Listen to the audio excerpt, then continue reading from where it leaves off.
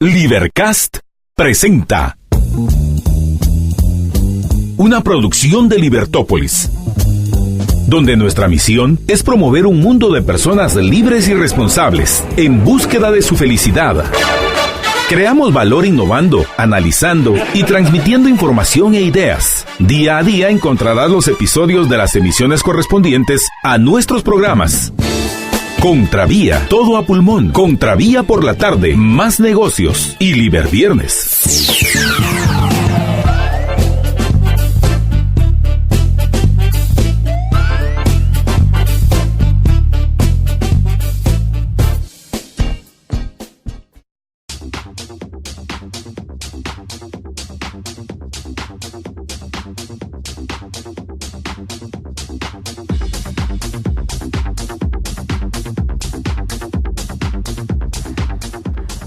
Muy buenos días, arrancamos Contravía AM, les habla María Dolores Arias, en ausencia de nuestro director Estuardo Zapeta, quien se encuentra enfermo y ya se está recuperando. Esperamos que mañana ya se pueda integrar al programa, pues estamos hoy cubriendo esta transmisión. Mi nombre es María Dolores Arias y me acompaña José Fernando Orellana. ¿Qué tal, José Fernando? ¿Cómo estás? María Dolores, muy buenos días, como siempre un gusto acompañarte más a esta tan temprana hora de la mañana a la que no estoy acostumbrado a transmitir en la radio. Así es, y que no habíamos tenido la oportunidad de estar juntos en este horario, ¿verdad? No, nunca, había estado con Estuardo, con Jorge, solito, pero nunca contigo. Así es. Bueno, pues siempre hay una primera vez y hoy vamos a estar platicando acerca de los principales titulares que hay hoy para esta mañana, donde hay mucha información que queremos compartir con ustedes, y muchísimas gracias a quienes ya se están conectando a través de nuestras diferentes plataformas. Transmitimos en Facebook, transmitimos también en YouTube y también en Twitter. Nuestras cuentas son Libertópolis, así que así nos encuentran.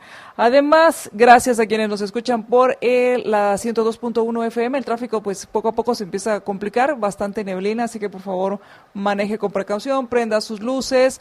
Tal vez usted vea un poco más, pero no está seguro si lo ven a usted, y por su propia seguridad hay que encender las luces para que lo puedan ver. Hay un par de derrumbes bajando a Carretera Salvador que no se ven con la neblina, y yo casi me voy a estrellar a uno de ellos, que están tapando la mitad de un carril, la mitad del carril derecho. ¿Eso por dónde? ¿A qué altura? Está a altura del Hotel Vista Real. Ok. Y pues del Hilton ahora, y otro más adelantito a la altura de un hospital de cirugía.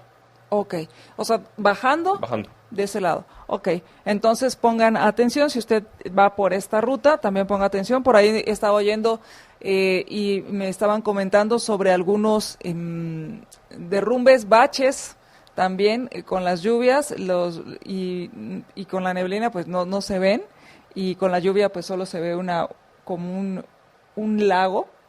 Casi que, y entonces no puedes... O ni se ven, y entonces, bueno, manejen con precaución también por esos baches y por los derrumbes. Y pues yo sé que está iniciando su día, yo sé que va a decirme, no tengo mucho estrés, pero aún así, respire profundo, no le cae mal respirar profundo y soltar lo poco o mucho de estrés que tenga en desde que arranca y toma el volante. Así que vamos con los principales titulares para hoy.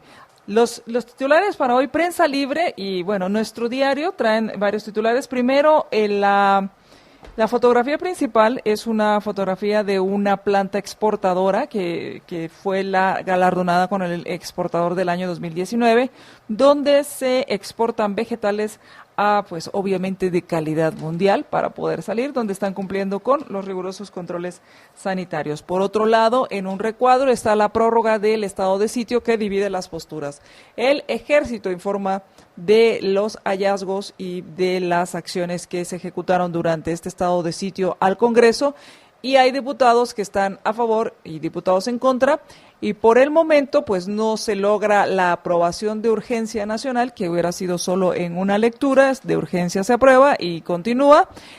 Por consiguiente tendrá que pasar por los tres lecturas acuerdo, que se emitieron dos, uno que prorroga el estado de sitio y el otro y hay otro más en el cual se agrega a Nahualá y a Santa María Ixtahuacán. También está la confesión de Beltranena, Daniela Beltranena, que se disculpa, confiesa sus delitos y le dan prisión conmutable. y el MP, que solicita un amparo en la Corte de Constitucionalidad en contra de la Comisión Anti-CICIG, y también se habla acerca del hospital y del pago que tienen que hacer por el pacto colectivo a los trabajadores del sistema de salud. Por otro lado, el periódico pues tiene un titular bastante grande sobre la pesca deportiva y turística, pero en cuanto a las noticias como tal, inician con el juicio contra Tony Hernández y esto golpea al mandatario hondureño. Eso es con relación a una acusación que hizo la fiscal general de Estados Unidos, en la que pues afirmó que el presidente de Honduras, Juan Orlando Hernández, tiene vínculos con el narcotráfico. Posteriormente, el diputado Juan Manuel Giordano busca la destitución de Jordán Rodas junto con 60 diputados. Esto fue otro tema que se estuvo discutiendo el día de ayer. Y legisladores piden que ministro acuda al Pleno, específicamente al ministro de la Defensa con relación al estado de sitio. Por otro lado, la esposa del abogado Francisco Palomo exige justicia y se trata de una noticia en la que Lucrecia Marroquín exigió ayer ante el tribunal de sentencia que está juzgando a los presuntos sicarios de su esposo Francisco Palomo que se haga justicia. Y por otro lado, la noticia de que Sandra Torres recibirá atención médica, por lo cual fue trasladada a un centro médico. Así es, estas son una de las principales noticias, mientras que nuestro diario, asesinado en vehículo, maleantes usan desarmadores para consumar el crimen, esto en la zona 8, y también hay captura de acusados de la muerte de una mujer en Amatitlán. Mientras tanto, en recuadro, pues los goles que mete Luis Suárez en el partido entre Barcelona y el Inter, así que doblete de Suárez a el Inter. Por otro lado, en Soy 502 aparece la portada de Daniela Beltranera, condenada a 3 años y 3 meses. Se declaró culpable en uno de los casos que se le imputan y quedará libre si paga los 6,000 quetzales de prisión conmutable. Mientras tanto, Sandra Torres enviada al hospital para ser evaluada. Estas son algunas de las notas. Tú me comentabas una que fue ayer en la noche en cuanto a la Corte de Constitucionalidad y un amparo que emitió. Así es, María Dolores, esta no salió en el titular de Prensa Libre físico, pero en digital dice: la Corte de Constitucionalidad ampara a sindicatos y ordena suspender artículos de reglamento para la contratación a tiempo parcial. Y es que básicamente la Corte de Constitucionalidad le dio trámite a los amparos interpuestos por 2 confederaciones sindicales. Uno es el Movimiento de Sindicatos de Guatemala, el Movimiento Sindical y Autónomo de Guatemala, y el otro es Sindicatos Globales, que básicamente interpusieron el amparo argumentando que el convenio 175 de la OIT y por lo tanto el reglamento vulneraba el Código de Trabajo y la Constitución. Entonces la Corte de Constitucionalidad otorgó el amparo provisional. Y de esto, obviamente, seguirá todo el proceso y deberá entonces saber qué está pasando. A mí me gustaría que empezáramos y fuéramos desarrollando estas notas, porque primero, en cuanto al tema del reglamento, porque se aprueba este convenio, sale una ley donde se aprueba el trabajo a tiempo parcial, en el cual pues las personas pueden trabajar por horas, acorde al contrato que se establezca, y no hay ninguna limitación, con todas las prestaciones, con todos los pagos que hay que hacer al respecto.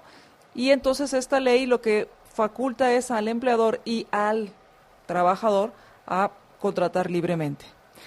Para esto tiene que salir el reglamento. Sale el reglamento en el cual ya se especifica cómo se puede implementar esta ley, un reglamento muy práctico, fácil de entender. Y entonces vienen todas los amparos en contra de esta disposición. Mira, en 2 platos. Ese es un convenio que viene desde finales de los 90. Guatemala en el 2012 lo firma en los 90, Guatemala lo ratifica en el 2012 y desde el 2012 estaba pendiente de ser reglamentado.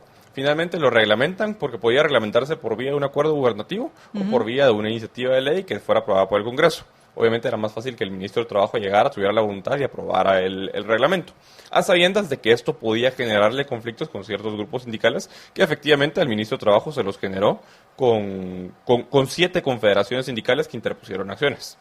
Entonces, básicamente lo que te plantea el acuerdo de trabajo a tiempo parcial es que los trabajadores Pues los trabajadores y los empleadores pueden llegar a un acuerdo respecto de las condiciones de trabajo, específicamente respecto a la jornada de trabajo, de manera tal que los trabajadores que no puedan trabajar tiempo completo, una jornada completa ordinaria, diurna, ordinaria nocturna o mixta, pues tengan la oportunidad de poder trabajar bajo el mismo marco laboral que protege a los otros trabajadores, tener los mismos derechos en cuanto a seguro social, en cuanto a proporcionalidad del salario y demás, con la única diferencia de que te pueden pagar por hora y no por día.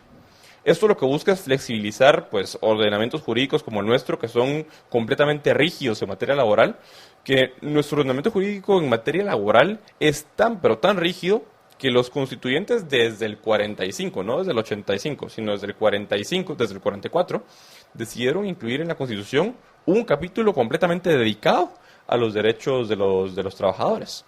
Entonces, y esto viene de la Constitución de Querétaro. Entonces, que desde la Constitución de Querétaro, pues hubo quienes dijeron que la forma de asegurar que los sindicatos tuvieran bien asignadas sus cuotas de poder era a través de prebendas otorgadas a través de la Constitución. Entonces, con lo cual lo vuelven más complicado de flexibilizar. Con lo cual lo vuelven mucho más complicado de flexibilizar. Pero cuando tenés un principio constitucional, tenés que básicamente que modificar toda la Constitución para poder modificar o flexibilizar un poco más el régimen laboral. Ok, tomando en cuenta esto, ¿cómo entonces el trabajo a tiempo parcial y esta ley y este convenio y el reglamento no violarían la Constitución, o cuál sería el elemento a tomar en cuenta? Porque si bien es cierto, los sindicatos están aduciendo que se viola la Constitución, también podríamos aducir que las personas tienen la libertad de actuar y actuar acorde a su mejor juicio. Y la pregunta que siempre o que uno se haría es, ¿qué prefiero? ¿No tener un trabajo de 8 horas o tener un trabajo de 4 o 3? Bajo condiciones en las cuales yo pueda pues estar contratado legalmente, no extralegal, porque al final Claro. esto se está dando y se está haciendo en algunas formas extralegal, sino donde yo pueda tener pues las vacaciones, pueda tener el pago de mi bono 14, el pago de todas las prestaciones que tienen cualquier persona que esté en alguna jornada reconocida. Mira, para entender eso, tal vez es primero como necesario decir cuál es el fundamento sobre la base del cual los sindicalistas argumentaron que este convenio vulneraba la Constitución. Y es que el artículo 102 de la Constitución que ellos usan como fundamento dice, y lo voy a leer textualmente y lo vamos a ir descomponiendo. Dice, quienes por disposición de la ley, por la costumbre o por acuerdo con los empleadores, laboren menos de 44 horas semanales en la jornada diurna, 36 en jornada nocturna o 42 horas en jornada mixta, y acá viene lo importante, tendrán derecho a percibir íntegro el salario semanal.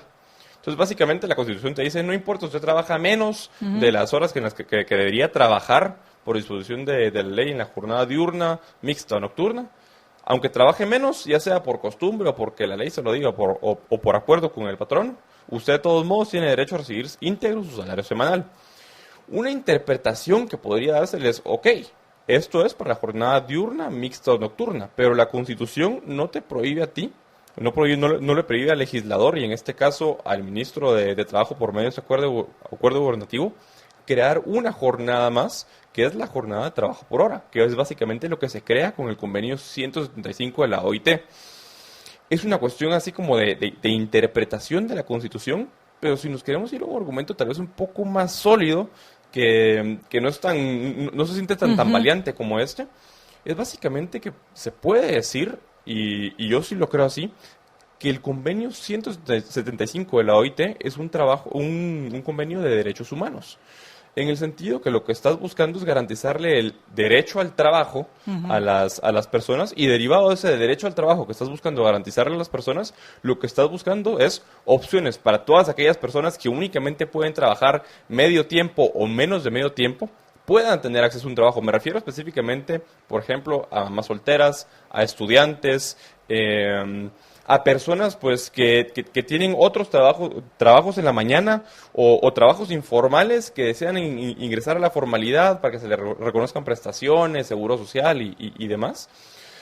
y permitirles ingresar a la formalidad y tener un trabajo. Entonces, en ese sentido, pues la Constitución reconoce que los tratados internacionales en materia de derechos humanos tienen el mismo rango de constitucionalidad que la Constitución, y derivado del artículo 44 de la Constitución, y precisamente por eso, pues el convenio 175 de la OIT, que incluso en su preámbulo habla que es un tratado de derechos humanos, pues es el fundamento para decir que, bueno, es un tratado que está buscando mejorar los derechos que actualmente tienen los trabajadores.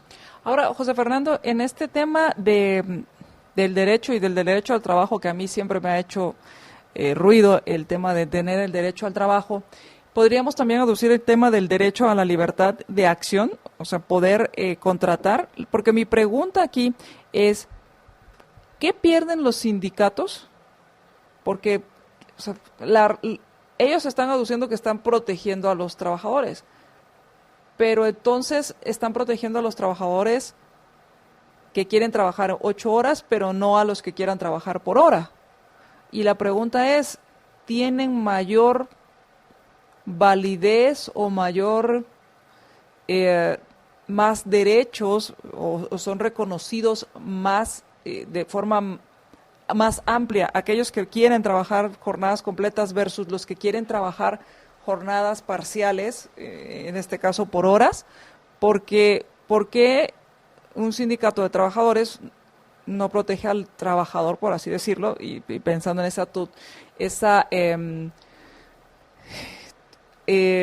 ese paternalismo que tiene un nombre, tutelaridad, esa tutelaridad del trabajador, independientemente cuántas horas trabaje? Mira, tanto el reglamento del convenio como el convenio en sí son bien claros al decir que un trabajador a tiempo parcial tiene exactamente los mismos derechos y las mismas prerrogativas que tiene un trabajador en jornada ordinaria y viceversa. Al punto que te dice que un trabajador que actualmente trabaja en jornada ordinaria bajo ninguna perspectiva puede ser removido de forma unilateral por el patrono y cambiarlo de régimen a un régimen de trabajo por hora. Entonces, quedan hasta más protegidos, diría yo, que quedan los trabajadores de las jornadas ordinarias, precisamente por eso. Entonces, no te agrega ningún derecho. Yo veo dos cosas acá. Uh-huh. Por un lado, es ese fanatismo de pretender regular las cosas por decreto y las situaciones que se dan en tu día a día por decreto, independientemente de cómo se da en la práctica y cómo el mercado al final termina de regularlo. Entonces, porque por mucho que un sindicalista pueda decir que no, que hay que pagarles sus 8 horas y que 8 horas tienen que ser, pues en la práctica se da que hay un montón de personas que trabajan pues a tiempo parcial y simplemente no aparecen en las planillas del Ministerio de Trabajo. O si aparecen, pues se le paga algo al inspector general no, pero al inspector de trabajo que llega a los establecimientos para decirle, mira, para que no me jodas, pues mira, acá te doy tu salario mensual, ¿me entendés? Y es que es lamentable, pero literalmente este tipo de regulación pues genera incentivos perversos para que haya quienes, como por ejemplo inspectores de trabajo, que conozco muchos, ¿ya? Inspectores de trabajo que vienen y dicen, bueno, mire, yo entiendo que usted no puede operar completamente en la formalidad con los trabajadores, que únicamente les puede pagar la mitad del tiempo y únicamente los contrata por 4 horas al día, y que no les puede pagar 8 horas y únicamente trabajaron 4, pero entonces deme algo a mí para que después no lo esté fregando yo. Y, por otro lado, pues en cuanto al poder que le restas al sindicato, yo lo entiendo, porque al final estaría sumando más trabajadores sobre los cuales el sindicato o una empresa podría llamarlos a formar parte del sindicato, ¿me entendés? Entonces, a mí sí me gustaría sentarme con un sindicalista de los que interpuso una de esas acciones y decirle, mira, ¿cuál es el problema? ¿Me entendés? Porque al final, si lo que estás buscando es proteger los derechos de los trabajadores, pues lo que deberías estar buscando es que más personas puedan trabajar y no que menos personas puedan trabajar o hacerlo en la informalidad.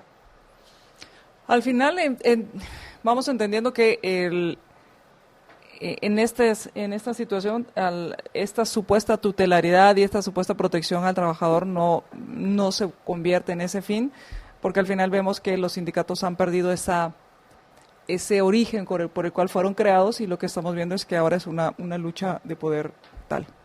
Sí, es que no es nada más que eso. Y yo no dudaría que fuera literalmente oponerse al cambio por la oposición misma, ¿me entendés? Sin nada más allá de Opongámonos porque somos los sindicalistas y acá ningún ministro de trabajo nos va a venir a cambiar las condiciones bajo las que hemos trabajado. ¿Cuál es el proceso? Ahora es un amparo provisional, esto hay que aclararlo, es provisional. ¿Cuál es el proceso que seguiría? Una vez se emite el amparo provisional, ¿otorga el amparo provisional? ¿Lo otorgó o solo al otorgar le dio trámite a solicitud de amparo? Le dio trámite a la inconstitucionalidad, es una inconstitucionalidad, entonces le dio trámite a la inconstitucionalidad. Por consiguiente, suspendió provisionalmente los artículos que consideran que se ven vulnerados, que no dicen cuáles son en el comunicado. De este acuerdo. De este acuerdo, del acuerdo, del reglamento.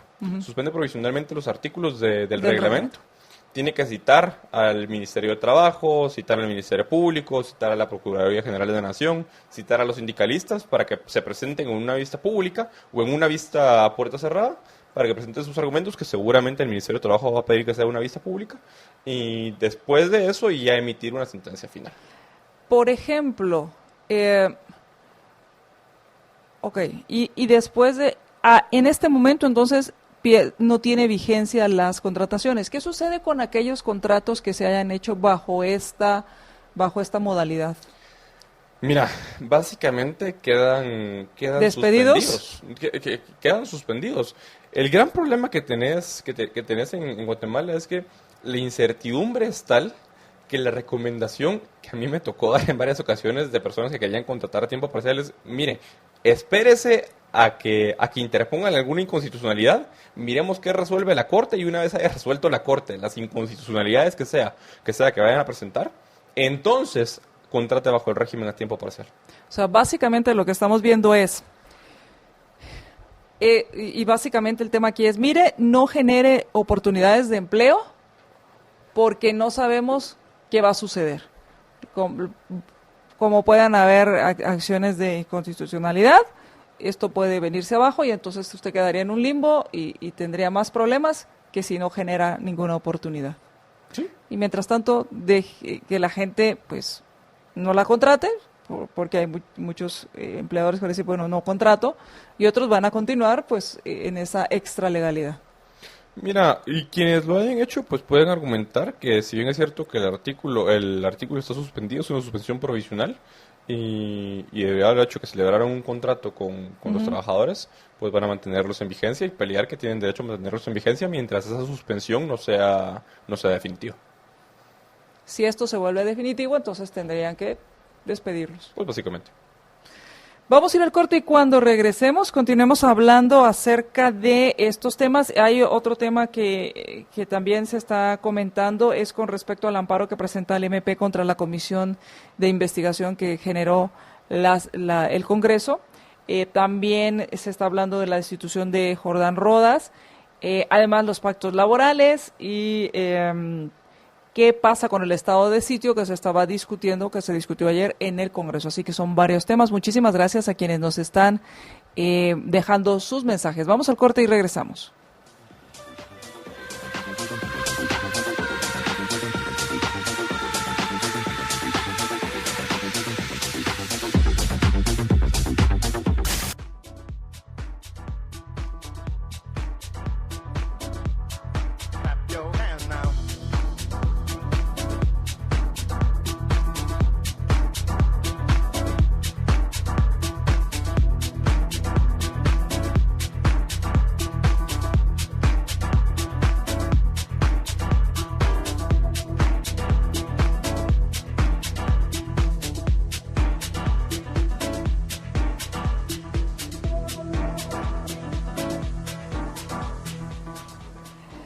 Y esta semana es la semana de Logitech en Intelab, desde lunes hasta el próximo lunes, para que no haya excusa de que no pude ir. Tienes el fin de semana, puedes aprovechar de estos descuentos de Intelab desde el 15 hasta el 40% de descuento en productos seleccionados de Logitech. ¿Quieres saber cuáles son? Es muy fácil, solo entras a intelab.com.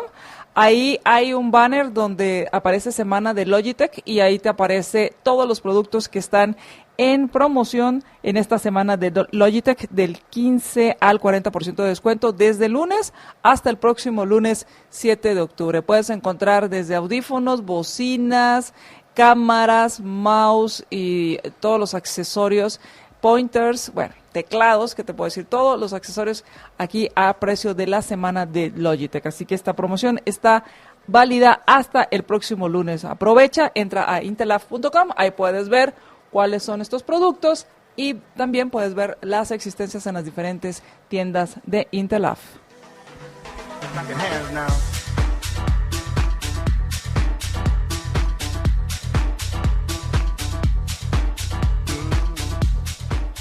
Regresamos a Contravía M, les habla María Dolores Arias. Estuardo Zapeta está pues recuperándose de su salud. Esperamos que mañana ya se integre al programa y me acompaña José Fernando Orellana Huer. El MP, esto es una nota que también viene en Prensa Libre, el MP solicita un amparo en la Corte de Constitucionalidad por la comisión que crea la para investigar a la CICIG. Esta comisión es la comisión que creó el Congreso. Y también salió un comunicado, por acá lo tengo, del Congreso hablando de esta comisión. Por un lado, ya se otorgaron amparos, se recibieron para trámite las acciones los amparos que solicitaron dos personas, bueno, dos acciones. Una fue de Acción Ciudadana y la otra fue de un abogado, en el cual se habla de la injerencia de parte del Congreso al crear esta comisión. Y por ahora el MP pues también solicita este amparo y la Corte de Constitucionalidad le da trámite. Mientras tanto, la Comisión Específica da un comunicado ayer en el cual explica cuáles son las funciones, cuáles son sus alcances y el por qué están haciendo esta investigación y además que están adelantando las audiencias para el día de hoy a las 9 de la mañana.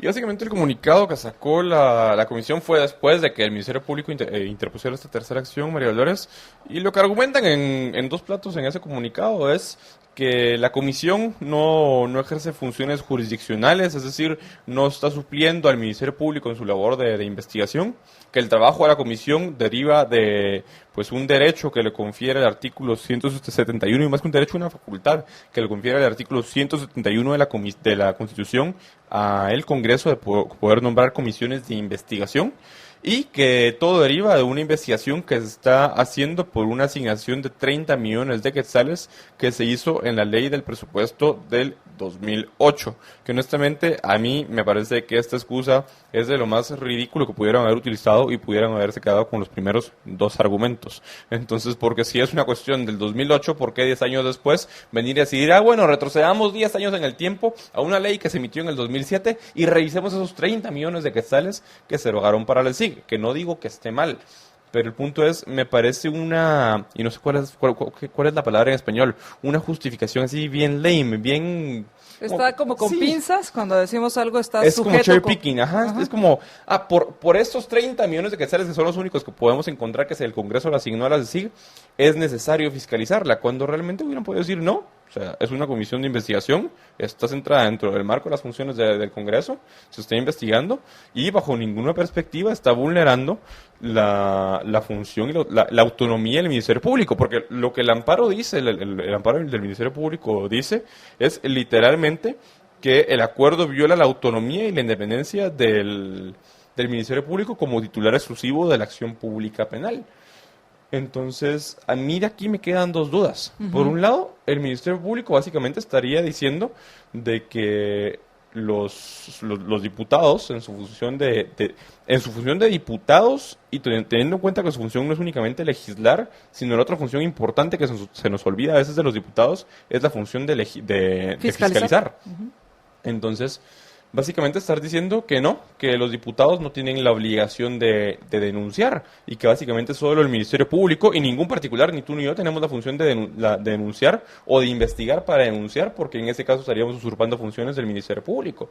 Cuando realmente si tú y yo queremos hacer una investigación sobre el actuar de la CICIG, por ejemplo, en los torneos de cuadro, bueno, vamos a empezar a investigar dentro del marco de la legalidad, obviamente, no recurriendo a escuchas telefónicas y a ciertos privilegios a los cuales el Ministerio Público tiene acceso, sino una investigación normal. Nos ponemos a investigar tú y yo y decidimos y encontramos que hay algo irregular y presentamos una denuncia. Pues bajo esos argumentos que presentó el Ministerio Público ayer, podrían estar diciendo que nosotros estamos usurpando y violando la autonomía y la independencia del Ministerio Público. Entonces, a mí ese argumento no me termina de convencer. Más aún cuando tenés un artículo específico en la Constitución y en la ley orgánica del organismo legislativo que faculta al Congreso a crear comisiones de investigación y que esas investigaciones, el mismo Código Penal establece que cualquier funcionario que de una u otra manera, sea esto por investigaciones o sea por noticias que lleguen a su conocimiento, tenga conocimiento de delitos que se pudieron haber cometido, tiene la obligación de denunciar y si no comete el delito de la omisión de denuncia. Entonces, no se sostiene para mí bajo ninguna perspectiva el argumento del Ministerio Público. Y en este tema, que entonces ahí era lo que preguntaba, ¿qué pasa entonces con las investigaciones o las fiscalizaciones que hacen las diferentes comisiones? Por ejemplo, hemos sabido de diputados que investigan cómo se están usando los fondos o cómo están actuando ciertos funcionarios del Ejecutivo. Hemos visto, por ejemplo, temas como el de la aeronáutica civil, hemos visto temas de los hospitales públicos. Y también hemos leído y hemos revisado investigaciones periodísticas que se hacen por el uso de recursos o por el uso de ciertas informaciones. Por este lado, entiendo que mientras no sean de carácter penal, y aquí me gustaría que hiciéramos la acotación, ¿a qué se refiere el carácter penal? Son válidas. Mira, pues esa fue la otra justificación del Congreso que amplía el punto que mencionábamos con anterioridad. Y es que, vuelvo y repito, o sea, la investigación se convierte, es más, la acción pública penal la ejerce el Ministerio Público en el momento en el cual dice, bueno, tengo una investigación y le pide a un juez que abra un proceso, no que abra juicio, que abra un proceso en contra de X o Y persona. Pero en este caso, por la comisión de ciertos delitos por los cuales únicamente el Ministerio Público tiene la facultad para pedirle a un juez que abra juicio, porque nosotros tenemos un sistema, no un sistema acusatorio, afortunadamente tenemos un sistema mixto en el cual yo como particular, a diferencia de Estados Unidos, no puedo recurrir ante un juez y decirle, mire, quiero que juzgue a María Dolores por tal y tal delito, sino tengo que recurrir al Ministerio Público, en términos generales, para que el Ministerio Público haga una investigación después de que yo denuncio y le pide a un juez que inicie un proceso y el Ministerio Público ejercer esa acción pública penal. Y hay ciertos delitos, muy pocos, ciertos delitos que están reservados a la acción privada, en la que yo me puedo presentar ante un juez y decir, mire, señor juez, pues vengo a denunciar a María Dolores Arias, por ejemplo, por calumnia. La calumnia es un delito de acción privada. Entonces, ante un juez, sin necesidad de la intervención del Ministerio Público, yo puedo ejercer esa acción pública penal. Pero eso no es lo que están haciendo los diputados. Los diputados están haciendo una investigación para verificar qué fue lo que pasó, aunque ayer se echaron para atrás y dijeron que no tenían carácter penal.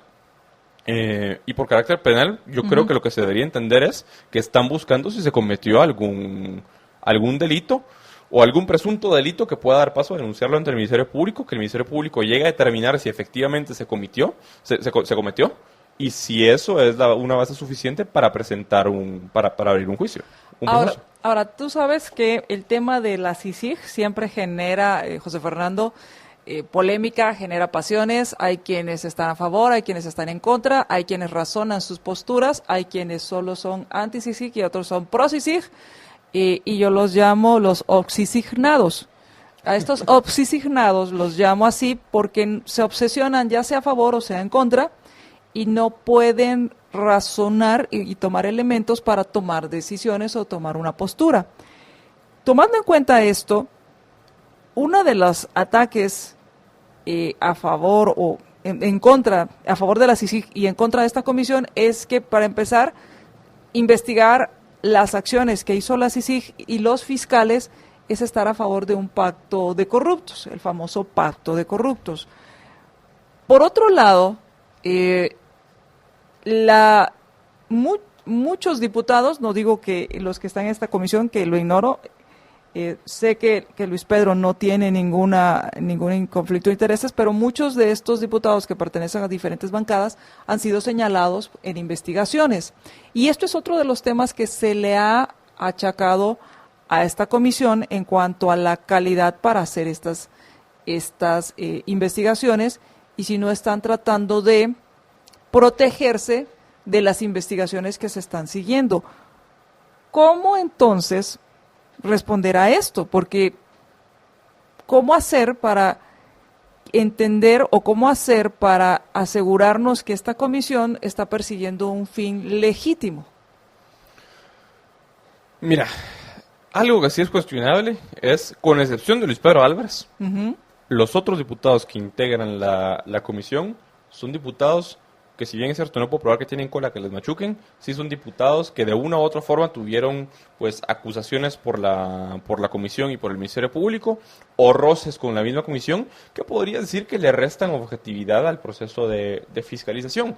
Sin embargo, hay que ser claros en algo. Al final de cuentas, el Congreso son 158 representantes de intereses, porque eso es lo que es. O sea, a diferencia de un juzgado, que no debería ser una corte de constitucionalidad representante de los intereses de nadie, aunque lamentablemente así es, el Congreso no está en función de representar, de no representar intereses. Y el Congreso, pues al final de cuentas, pedirle objetividad a un diputado, más que objetividad, imparcialidad a un diputado, pues es bastante complicado. Y obviamente las bancadas van a fiscalizar aquellas cosas que son convenientes para los intereses de la agenda legislativa que ellos quieren llevar a cabo. Entonces, al final de cuentas, sí, tenés una comisión y en sentido general su trabajo debería ser objetivo, debería ser pues bastante riguroso para de forma racional llegar a demostrar pues los puntos que desean demostrar. Pero jamás vas a lograr que una comisión del Congreso, una comisión de investigación o un diputado como tal sea imparcial, porque al final lo tenés ahí y la misma Constitución te lo dice, representando los intereses de quien votó por ellos. Si se puede decir que bajo nuestro sistema de listados cerrados representan a alguien, pero los tenés como representantes de intereses. Entonces, la imparcialidad no va a ser la norma nunca en el Congreso. Y es evidente que van a haber diputados que tienen una postura bastante clara y que han dejado su postura bastante clara respecto al SIG, y otros que no. Entonces, si quieren hacer una comisión de oxisignados, de diputados oxisignados, como decís tú, pues que la hagan. No impide que pues venga Inés Montenegro, que otro diputado, Leonel Lira, ¿quién más? Jean-Paul Brière, y le digan al presidente del Congreso, mire, queremos conformar una comisión para investigar nosotros también el actuar de la CICIG, y que hagan dos comisiones paralelas y que investiguen. No hay ningún impedimento para que se puedan hacer dos comisiones de investigación y ver si llegan a las mismas conclusiones. Y si no llegan, pues entonces cuestionar por qué no se llegó a esas mismas conclusiones. Eso sería algo interesante, en vez de estar interponiendo amparos, que seguramente eso es lo peor, que seguramente la Corte de Constitucionalidad va a otorgar, cuando son situaciones en las cuales no corresponde la interposición de un amparo.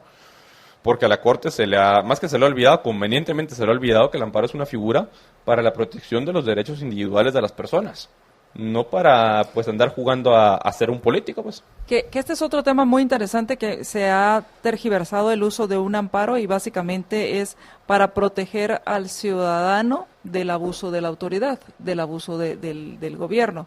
Y por otro lado, la función primordial de la Corte de Constitucionalidad, que es preservar el orden constitucional. Claro. Pero bajo esa bajo ese segundo punto, la Corte de Constitucionalidad se ha ido pues arrogando más y más facultades, porque dicen que como ellos son los máximos garantes del orden constitucional, pues tienen derecho a decidir sobre su propia competencia, y eso lo que implica es que tienen derecho a conocer de cualquier cosa. Entonces, pues ahorita se arrogaron la facultad de conocer sobre el tema de la Corte Suprema de Justicia, de la elección de magistrados de la Corte Suprema de Justicia y magistrados de las salas de apelaciones. De las comisiones.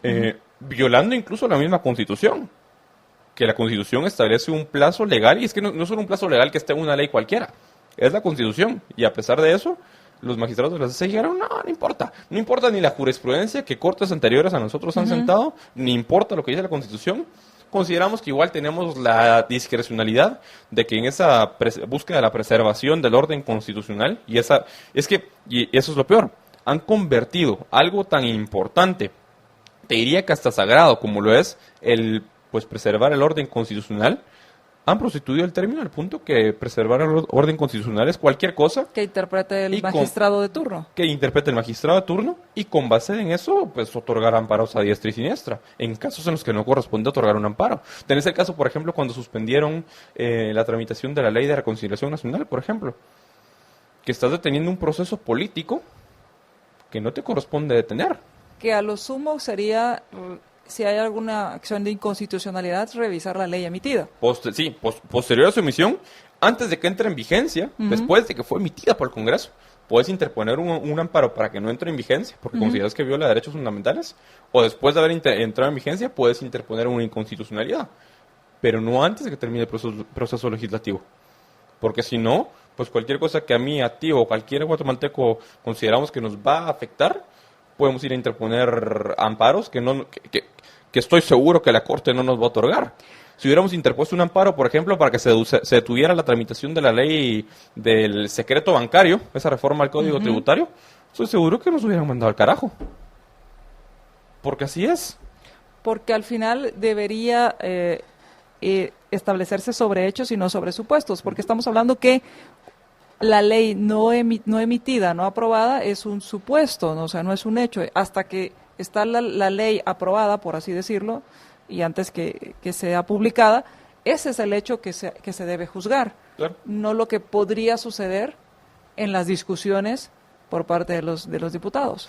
Y que el amparo, puedes decir, el amparo te sirve tanto para violaciones efectivas a derechos individuales o para potenciales violaciones, para amenazas de violación. Pero la amenaza de violación se materializa en el momento en el cual la ley ya está aprobada, pero no está vigente todavía.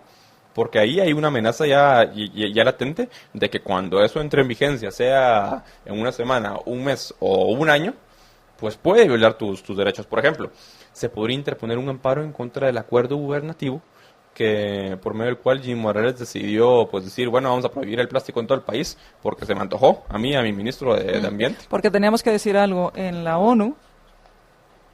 Sí, ajá, Porque Sí. ¿qué íbamos a decir en la ONU? Y Greta nos iba a despedazar. Los iba a ver con su mirada así, como vio Trump.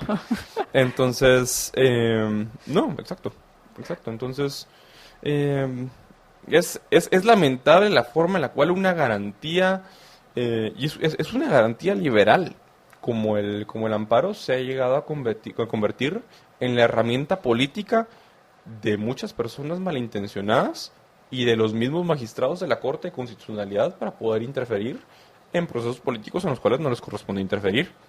Ahora, entiendo el tema de las personas malintencionadas y que tengan sus intereses. Lo que no me cuadra es el tema de el juzgador, el magistrado, dándoles cancha. Yo quiero jugar, y disculpen la analogía, tal vez muy simplista, pero yo quiero jugar fútbol a patadas, pero a patadas al jugador. Y el tema es que me lo permita el árbitro. Claro. O sea, yo quiero jugar fútbol con las manos, como si fuera fútbol americano, y quiero taclear a todos, y quiero golpearlos, jugar soccer.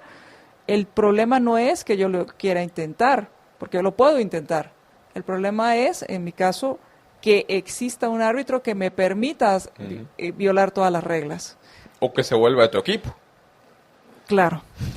Así que esto es parte de lo que estamos discutiendo. José Fernando, quiero agradecerte, sé que te tienes que retirar y quiero agradecerte que hayas estado conmigo acompañándome este programa en esta mañana. Para mí fue un gusto, María Dolores. Pues muchísimas gracias. Y ahora, si quieres viajar seguro, y ya se acerca este fin de semana largo, el próximo 18, empieza el fin de semana largo y quieres manejar seguro en las carreteras, pues revisa el itinerario. Precisamente de esto me hablaban. Respecto a me mandaron un comentario, me mandaron dos comentarios, uno y se los voy a leer después. El primero era con respecto a una carretera que estaba terrible. Aquí está. Quiero compartir que viajando de Santa Eulalia a Huehuetenango no logré filmar una ambulancia que llevaba 2 pacientes, que el piloto iba a vuelta de rueda con tal de no hacer más daño a los mismos. Eso se debe a que la ruta está hecha a pedazos y son cráteres desde la Capitanía hasta Soloma. Ahí. Y después habla del estado de sitio para que el ejército venga a trabajar aquí. Y este es otro tema del cual vamos a estar platicando más adelante. Esto nos lo dice Mario. Y entonces, en relación a esto, a cómo está la carretera, es importante que tomes y estudies el itinerario antes de salir. Por lo general uno va y toma el auto y sale. Sin embargo, hoy en día pues dejamos nuestro destino en manos del GPS y está bien. Normalmente el dispositivo funciona sin dificultad y nos lleva al destino que vamos sin mayores problemas y por el camino más rápido. Sin embargo, estos aparatos fallan de vez en cuando y se quedan sin cobertura. Si no hemos mirado este itinerario antes, el GPS nos puede dar un error y podemos acabar lejos, muy lejos de nuestro destino. Yo tengo la historia de un amigo que iba a Quiché y en lugar de llegar en 2-3 horas, llegó creo que en 10. No sé cómo le hizo. A mí me pasó también. Sí, no sé cómo le hizo y sí se perdió en el GPS. Así que lleva un mapa de carreteras, consúltalo en caso de que te entren dudas de cómo te está llevando el GPS. Si tienes dudas, puedes pedir al copiloto que te ayude a revisar el estado del mapa. Y yo sé que aquí voy a tocar un tema que no sé si es exclusivamente masculino. Pregunten mucha. Bajen el vidrio y pregunten. Voy a tal lugar, ¿a dónde llego? Yo he visto varias ocasiones amigos que no son capaces de bajar el vidrio y preguntar. Y de esto, de 3 horas se llega a 10. Este es un consejo por parte de las gasolineras 1.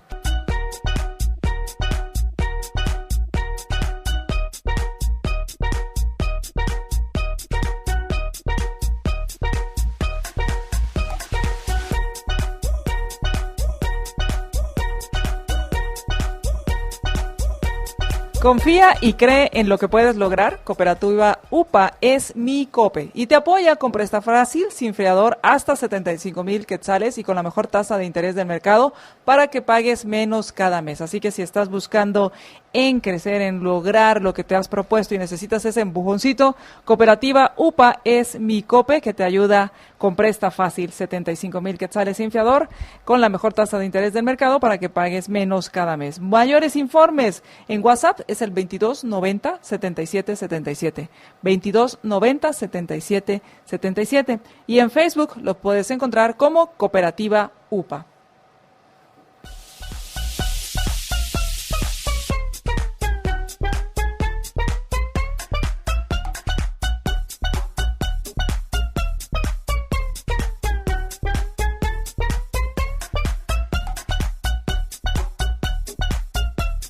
Gracias, nos manda saludos. Edgar dice, buenos días, excelente programa, me transporto en un bus 40R. PNC acaba de evitar un asalto a esta unidad. Muy buen actuar de los agentes, no hubo necesidad de disparos. Muchísimas gracias, Edgar, por tu comentario y espero que pues todo esté bien. Y desafortunadamente este es uno de los viacrucis, bueno, del día a día de quienes usan el transporte público. Estos asaltos que afortunadamente no hubo necesidad de disparos y por consiguiente entendería que no hubo víctimas que lamentar. Así que, Edgar, muchas gracias por tu reporte.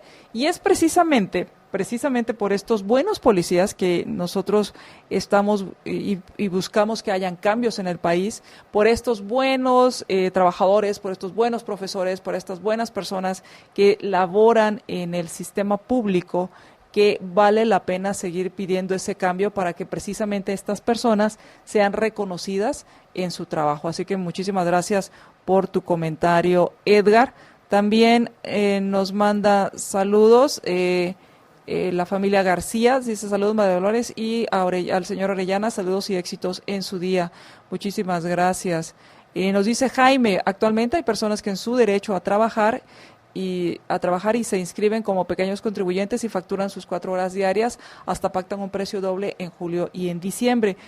Esto es una de las formas en que se ha hecho este tema. Sin embargo, en cuanto al tema de laboral, no tengo entendido que puede generar también problemas tanto al empleador como al empleado, y pues se recomendaba, o lo recomendable era tener un contrato laboral en el cual se pudiera establecer estas condiciones de trabajo por hora, que es lo que la Corte de Constitucionalidad pues ha suspendido el reglamento que permitía dar pues elaborar estos o crear estos contratos, tener estos contratos. Muchísimas gracias también a Carol Piedrasanta, gracias por tus mensajes, Carol, y muchas gracias, Lorena. Teníamos un diálogo en el cual analizábamos, hacíamos preguntas, al final esto era lo que estábamos haciendo y ya se ha integrado. Gracias, Lorena, también por tu mensaje. Gracias, Ami, que nos manda saludos, excelente programa, muchísimas gracias. Y me dice la familia García, María Dolores, existe el miedo de bajar el vidrio por los ladrones, el preguntar ahora, hay muchos aprovechados. Tiene usted toda la razón, y es ahí donde a veces uno también pues tiene todas esas precauciones y a veces sí hay que ser muy precavidos en este caso y me refería también cuando uno va viajando en carretera y en algunos lugares pues preguntarle a ciertas personas, tratar de pues tener ese cuidado. Pero muchísimas gracias por ese comentario y esa recomendación. Gracias a la familia García. Julio nos dice, buenos días, MD, bendiciones. Muy buenos días. Y ya está con nosotros nuestro invitado, con quien vamos a estar platicando el resto, en lo que resta del programa, a nuestro invitado, el doctor Ludwig. ¿Cómo estás, Ludwig? Qué gusto saludarte. Gracias por haber aceptado la invitación. Gracias por estar con nosotros y pues bienvenido. Gracias, María Dolores, y gracias a todos los que nos ven, los que nos escuchan, los que van a su trabajo. El mejor de los días. Gracias. Tengo algunos temas que me gustaría platicar contigo al respecto. Obviamente uno de los temas pues sigue siendo el de las elecciones de magistrados a la Corte Suprema de Justicia y a las salas de apelaciones. Otro tema es el tema del estado de sitio, que se está solicitando una prórroga y se emitió otro acuerdo gubernativo para también implementar este estado de sitio en Agualá y en Santa María Estahuacán, esto en Sololá. Y por último, el proceso abreviado. Sé que son varios temas y diversos.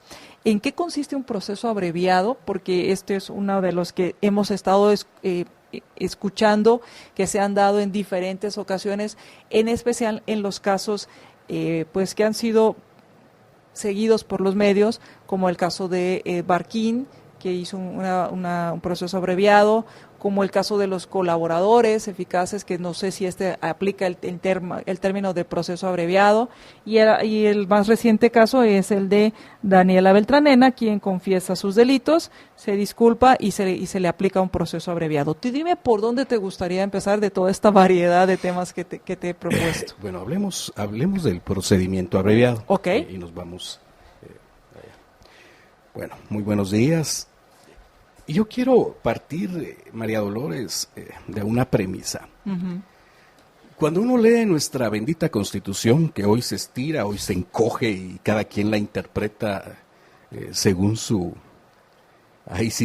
criterio, la Corte de Constitucionalidad la interpreta de otro criterio, vemos que existe dentro del pentagrama musical constitucional en el derecho penal, la nota re, con respecto a lo que es el sistema penitenciario y los fines de la pena. Dentro de esto habla la reeducación, la resocialización y otros re que son casi inexistentes, pero que aparecen constitucionalmente y que son los fines de la pena. Se cree que efectivamente un delincuente es un antisocial y al entrar al sistema penitenciario, a las cárceles, se convierte en una persona más sociable. El fin reeducativo, el fin resocializador, el fin muy interesante toda esta cuestión. Esos son los fines de la pena.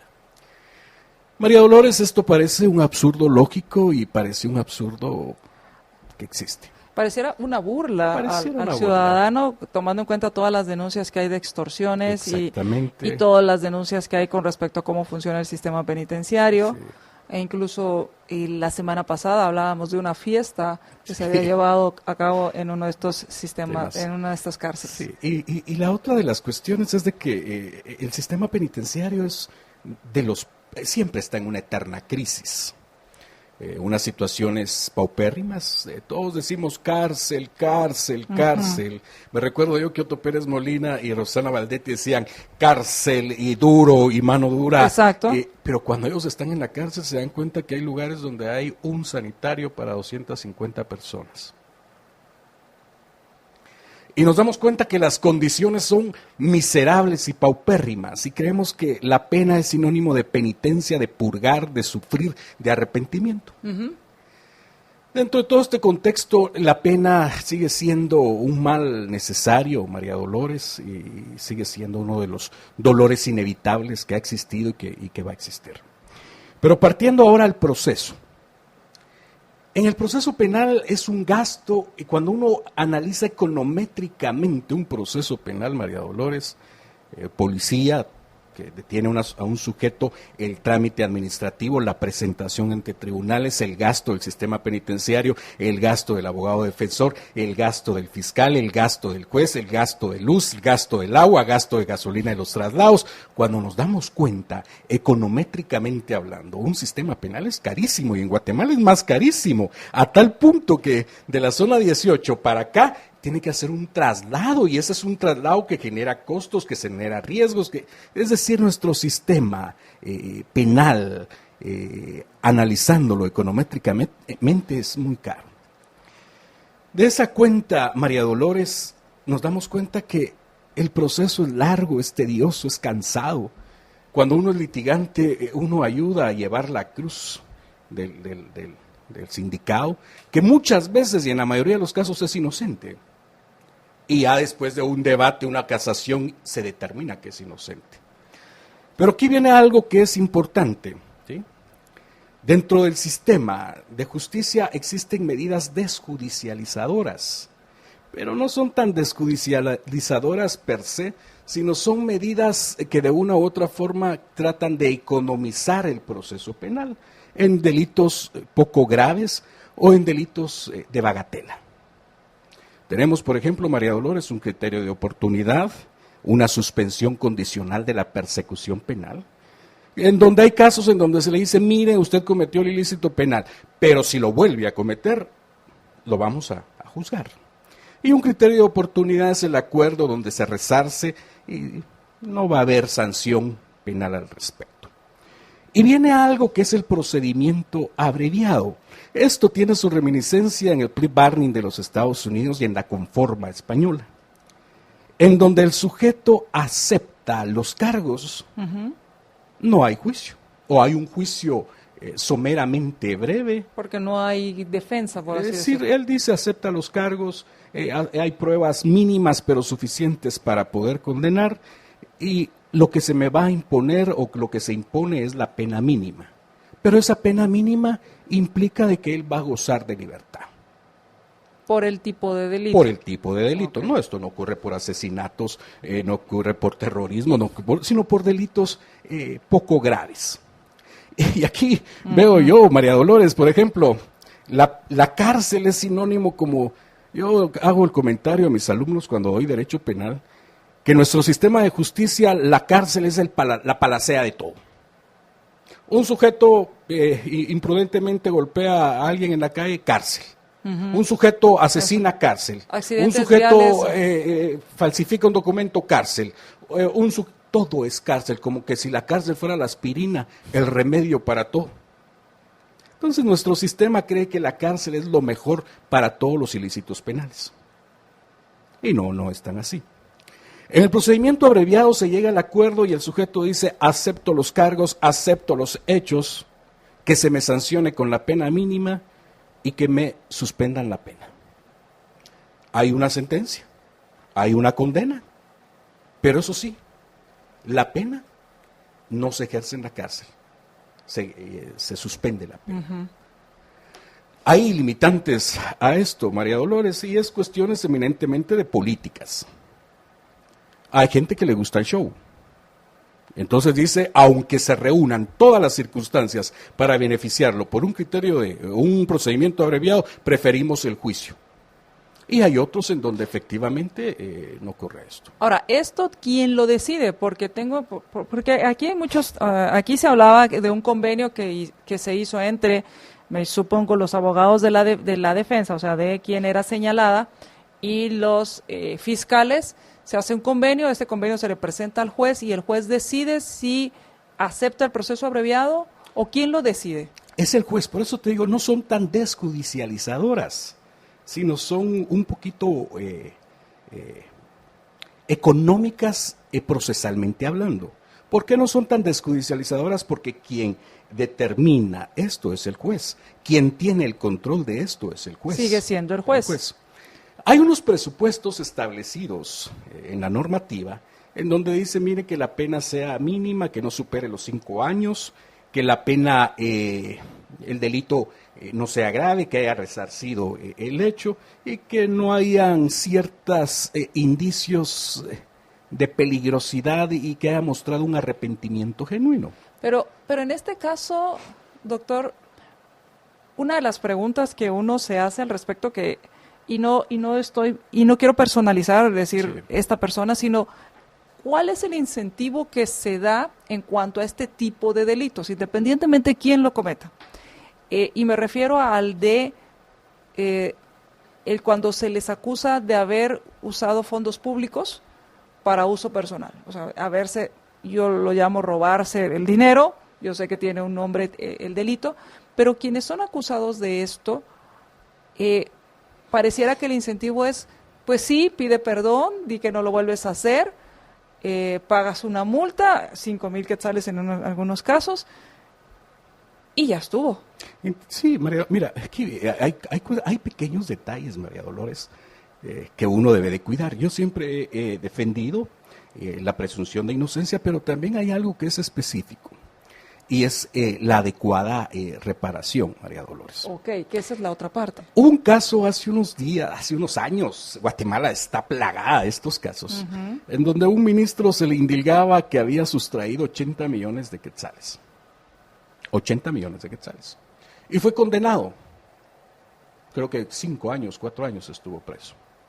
Pero no devolvió los 80 millones de quetzales. Claro.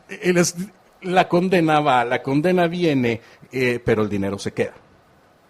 Y que incluso si es condenado, quiere decir que efectivamente se le comprobó que sustrajo ese dinero. Sí, se le comprobó. Y entonces yo en algún momento hacíamos, en una ocasión decíamos, bueno, sí, creo que era un caso de leaks, no el reciente, sino otro caso de leaks, que se usó recursos para comprar una finca que no servía para hacer casas y se compró sobrevalorada, y decíamos, hablábamos con Estuardo y decíamos, bueno, si haces un cálculo económico, te dan 5 años, se te está acusando de 60 o 300 millones, ponle que te quedaste con 50, de esos 50, ponle un millón que te gastes por tener privilegios en la cárcel durante un año, o 1.200.000, ponle que estás pagando 100,000 quetzales mensuales, 1.200.000, multiplícalo por 5, ¿y cuánto te queda? O sea, sigue siendo económicamente rentable hacer esto. Entonces,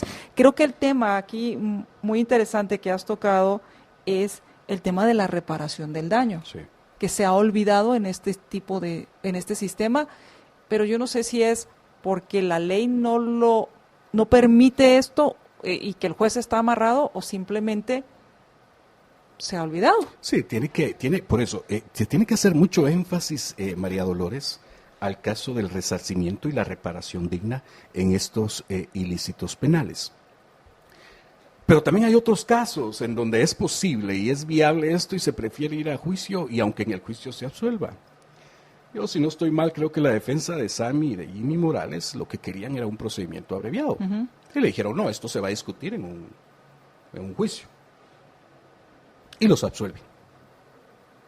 Todo esto en casos de administración pública debe ser lo más delicado posible. Porque son fondos de todos los guatemaltecos y son fondos en donde el interés social y estatal debe estar enfocado. y no solo y simplemente se llega al acuerdo.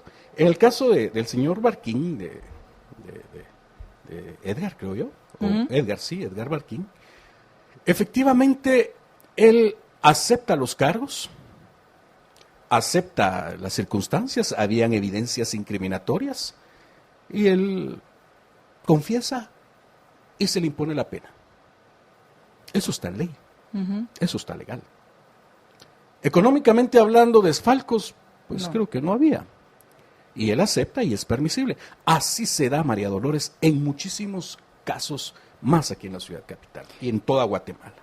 Procedimientos abreviados, que es diferente a lo que han utilizado en juzgados de sentencia, que es es una especie de conforma, como es en el caso donde en sentencia se aceptan los hechos y le dicen que ahí está y no hay sentencia. La palabra que ellos utilizan en los juzgados es el hecho notorio. Y no, yo no estoy tan de acuerdo en el hecho notorio, pero se ha convertido en una parte, en una costumbre. Acá en Guatemala, en sentencia se aceptan los cargos, se aceptan los hechos, y el tribunal dicta sentencia ipso facto poniendo la pena mínima, con el compromiso que nadie va a apelar y que quede así, ahí se quedó el proceso. Entonces voy entendiendo, y con esto vamos a ir al corte. Lo que voy entendiendo es, el proceso abreviado se ha hecho para, por un lado, hay una mora judicial impresionante, Sí. para agilizar esa mora judicial, para tomar en cuenta que hay ciertos delitos que son de menor gravedad, por así llamarlos, que pueden ser resueltos en procesos abreviados, y que no debería dejarse de tomar en cuenta la reparación del daño en este tipo de procesos. Cuando regresemos del corte, entonces, hablemos de si cuando estamos hablando de temas de uso de fondos públicos, entraría este proceso o no, y además, por qué en algunos casos se usa proceso abreviado, pero por ejemplo tenemos casos que tal vez por el delito no aplican, pero que existe una mora impresionante con casos como casos emblemáticos, y yo hablo del coronel Chiroy, pero sé que hay muchas personas más que están en la cárcel sin haber recibido sentencia y llevan años esperando una sentencia. Y mira, Y sí, solo voy a ir al corte. sí, Tengo que ir a corte y cuando regresemos hablemos sobre este tema. por supuesto. Gracias.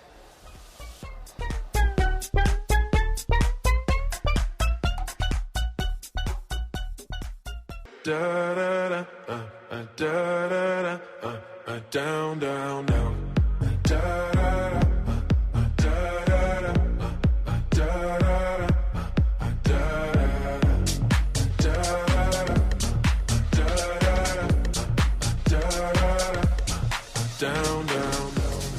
Ahora en Le Mans puedes comprar en línea. Solo entras a lemans.com.gt, www.lemans.com.gt, y en cuestión de 3 minutos ya tienes compradas tus llantas. Ya no te complicas. Tienes además un 35% de descuento por lanzamiento también de las baterías online, que con envío a domicilio totalmente gratis. En las llantas pagas 3 y la cuarta es gratis. O la segunda llanta a mitad de precio. Todas las llantas y los repuestos están a precios de liquidación. Compra en línea en lemans.com.gt.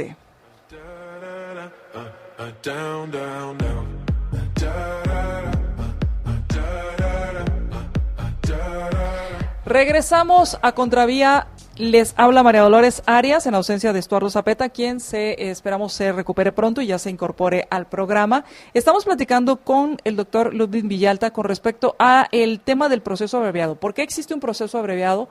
¿Cuál es el propósito de los procesos abreviados? Y una de las preguntas que nos hacen, muchísimas gracias, nos dice Pedro, caso Beltranena pide perdón, pena de unos pocos años conmutables y todo el dinero que se robó. La familia García nos dice, ahora con esta ley roban todos y como es de poco tiempo de cárcel, prefieren porque se quedan con millones del pago. El pago es poco a la larga. Y nos dice, lástima que es lo que están enseñando a no tener miedo a las leyes guatemaltecas. Y esa era una de las preguntas que te hacía con respecto a, y digo sin personalizar, porque al final personajes como estos han habido y seguirán habiendo mientras no cambiemos las reglas. en cuanto a que, por ejemplo, el delito por el cual en este caso se estaba acusando era peculado y sustracción, era en el caso del registro de información catastral, en el cual se hablaba de plazas, de personas que trabajaban a su servicio o que se dan estas famosas plazas para fantasmas o que utilizan los recursos del Estado para viajar y viajar como reyes, o que tienen gente trabajando para sus empresas, pero los paga el gobierno, y así podríamos hablar de compras sobrevaloradas, así podríamos hablar de muchas cosas. Y la pregunta es, entonces, ¿cuál es el incentivo en esto? Porque, como tú hablabas, no hay esa reparación. Mira, María Dolores, la esencia, el problema real está en la ley. Porque si la ley le da a peculado, a sustracción y a malversación penas mínimas, ese es un incentivo lógico para cometer los ilícitos penales. La solución a esto sería una reforma al Código Penal, aumentando las penas en los dos delitos, que son de funcionarios públicos. Porque ve esa asimetría y esa dicotomía diferencial. Un tributario les cae la SAT y no sale de la cárcel hasta que pague.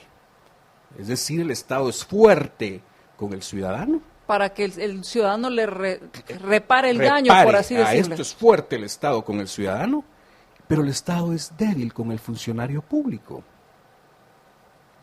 ¿Sí? Uh-huh. Entonces, ¿cuál es la solución a esto? La solución en esto está en una reforma a la ley penal. Tendríamos que hablar con los funcionarios, con los diputados, para que los diputados reformen. Ahora, la pregunta es, ¿ellos estarán dispuestos? La respuesta es lógico, ellos no se van a dar 3 balazos en el pie, pues. Pero el problema de esto es problema legal. ¿Sí?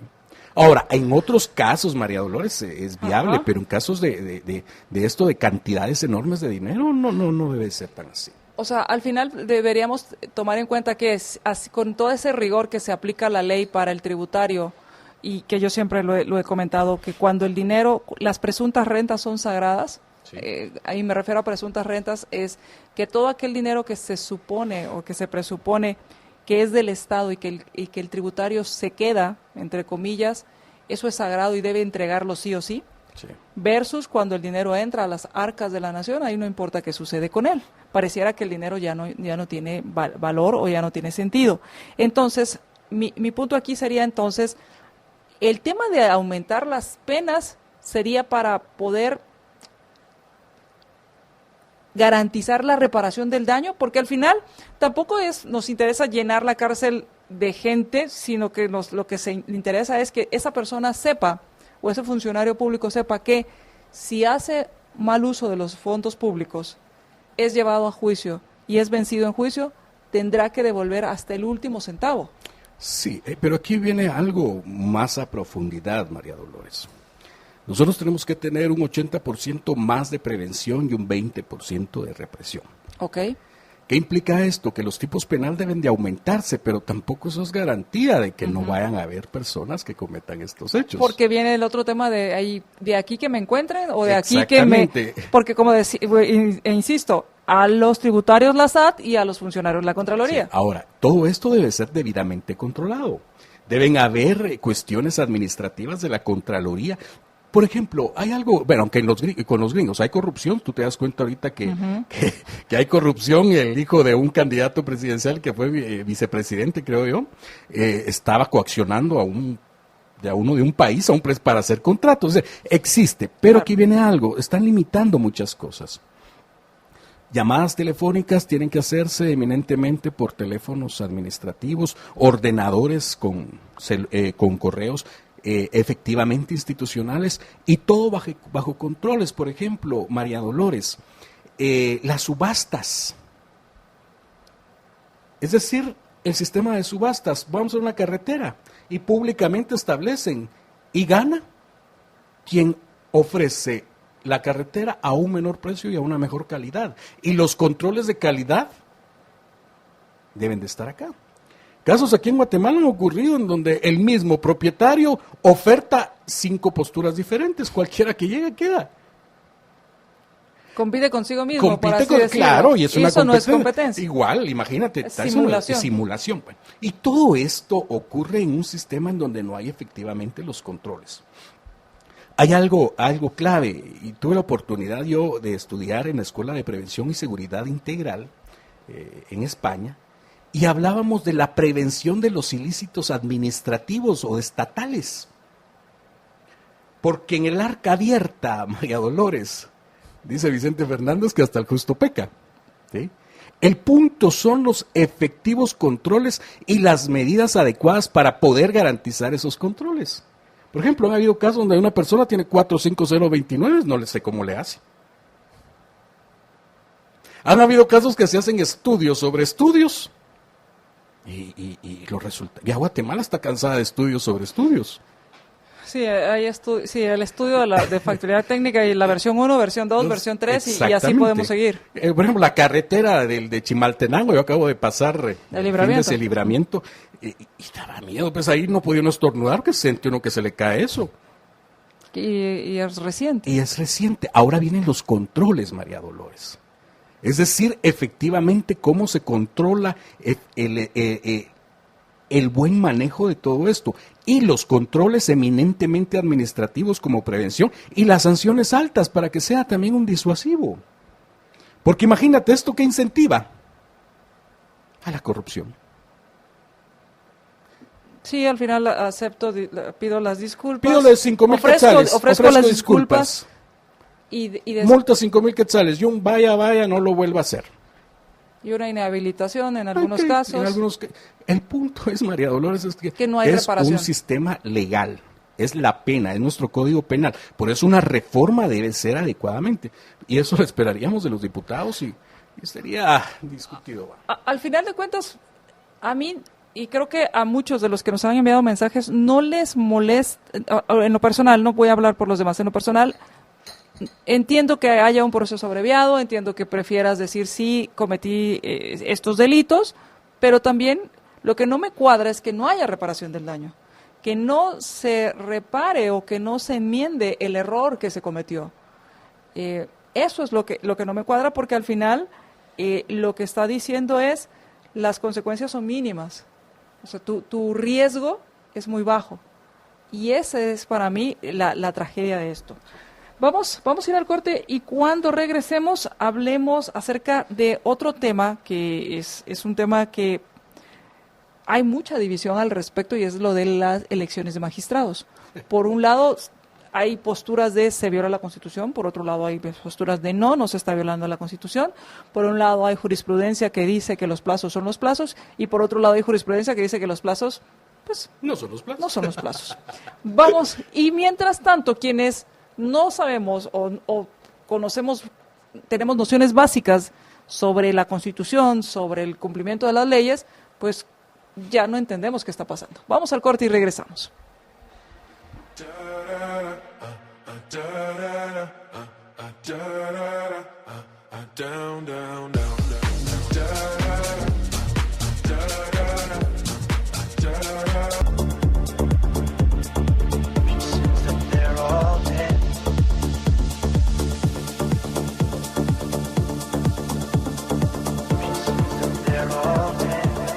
El movimiento mundial Un Billón de Pie, que está luchando por educar para prevenir la violencia, abrió la única réplica a escala real en el mundo que se muestra el anexo secreto del museo de Ana Frank. Es en donde Ana Frank y su familia estuvieron junto a 4 personas más escondidos por 761 días durante el Holocausto. Si usted ya leyó el diario de Ana Frank, tiene información sobre esto o quiere introducir en el tema de cómo la violencia y cómo el no usar la razón para resolver las diferencias tiene consecuencias graves, y cómo enseñarle a sus hijos el respeto, porque yo hablo más de respeto que de tolerancia. Este museo, este ático, el anexo secreto de Ana Frank, es una muy buena oportunidad y para ir en familia, para aprender, para hablar, para expresarse y para entender un poco de la historia y entenderla para no repetirla. Así que puedes visitar este anexo secreto en donde Ana Frank y su familia junto a 4 personas más estuvieron escondidos 761 días durante el Holocausto en el segundo nivel de Arcadia. Si quieres mayores información, si estás pensando que hay una oportunidad para que más personas en el país, en algún departamento o ciudad en el país conozca este proyecto, es muy fácil llevarlo. Solo escribe a proyectoanafrankgt@gmail.com. El correo es proyectoanafrank.gt@gmail.com. Lo repito, proyectoanafrankgt@gmail.com si estás interesado en llevar esta exposición a alguna ciudad en el país. Y si quieres acudir a esta exposición que está en Arcadia en el segundo nivel, puedes comprar tus boletos en tuboleto.com.gt.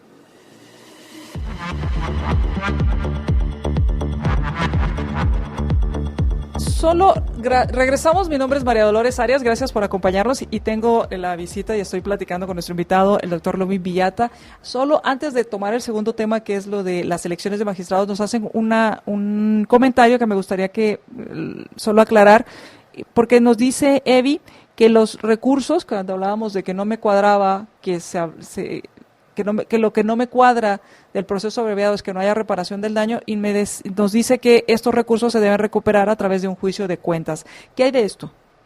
Mira, María Dolores, más que un juicio de cuentas es una acción civil. Y la acción civil es de que la PGN posteriormente va a iniciar acciones civiles en contra de esta señorita y va a embargarle cuentas, va a haber propiedades para poder resarcirse. Pero va a haber un juicio civil y no encuentra propiedades, no encuentra nada que le va a quitar la PGN. Es decir, ¿qué va a haber si no tiene nada? Si ya cambió esto, que si ya le quitaron esto, si fue... ¿Qué va a hacer la PGN si no encuentra dinero? Pero es a través de una acción civil que queda pendiente. En el tema del juicio de cuentas. Exactamente. Ok, muchas gracias. Gracias, Noemí, qué bien me la paso contigo, María Dolores, aprendo mucho. Muchas gracias. Hubiera querido que fueras mi nuera, pero mi hijo tiene apenas 19 años. Muchas gracias y habría que preguntarle al niño cuáles son sus intenciones, pero muchas gracias por el comentario, muy agradecida y lo tomo con todo el humor del caso. Y el tema de las elección de los magistrados, tanto de la Corte Suprema de Justicia como de las salas de apelaciones. Aquí hay posturas obviamente diferentes. Uno de los primeros temas son los plazos, el otro tema es el tema de fondo, el proceso de selección, cómo hacer que lleguen los mejores. Por un lado dicen los plazos se deben cumplir, por otro lado dicen no, los plazos no hay que cumplirlos. Sí, eso implica que se va a buscar a los mejores para que apliquen a estos puestos o para que sean seleccionados en estos puestos. ¿Qué pensar al respecto? Porque... Bueno, mira María Dolores, a veces uno se enamora de sus teorías. Y cuando baja las realidades es diferente. A mí me encanta el derecho constitucional, me gustan mucho los derechos humanos, pero no hay que dejar, por un lado, María Dolores, que nuestra Constitución es política. No dice Constitución Jurídica de Guatemala, dice Constitución Política. Así dice. Y esta Constitución política tiene una serie de principios políticos jurídicos para interpretarse y para cumplirse. Nuestra Constitución tiene 3 partes fundamentales: la parte eminentemente humana, la parte organizacional y la parte eminentemente procesal. Yo no le llamo, muchos tratadistas hablan que la parte dogmática, pero eso es más religioso.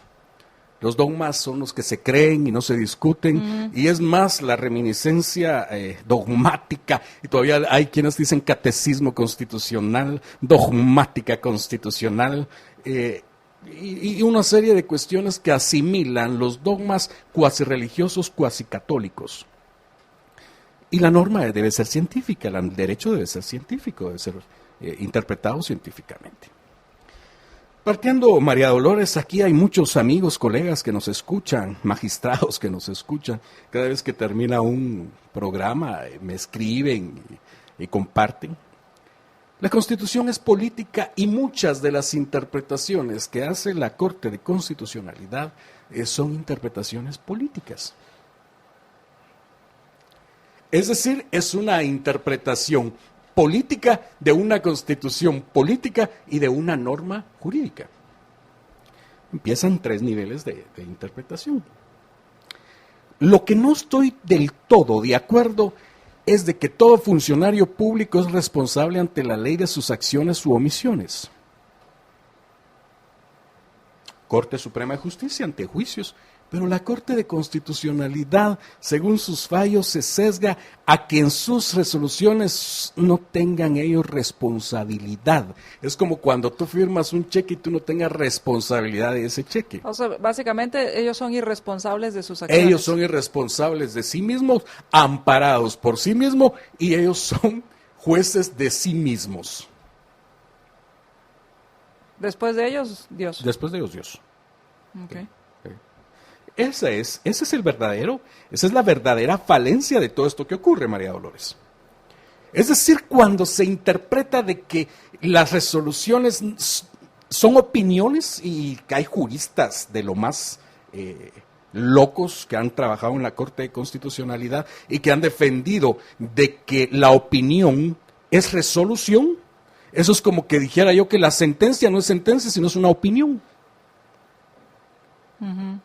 Y que por lo tanto el juez no puede cometer prevaricato porque su sentencia es opinión. Y si fuera opinión, entonces... No fuera vinculante. Exactamente, entonces tendría yo la decisión de seguir o no la opinión. Claro, así es. Entonces, a mi criterio, esa interpretación es el candado legal con el cual se guarnecen los magistrados a poder hacer y deshacer lo que ellos quieran. ¿Quién les va a decir nada? Porque ellos se autoamparan a sí mismos.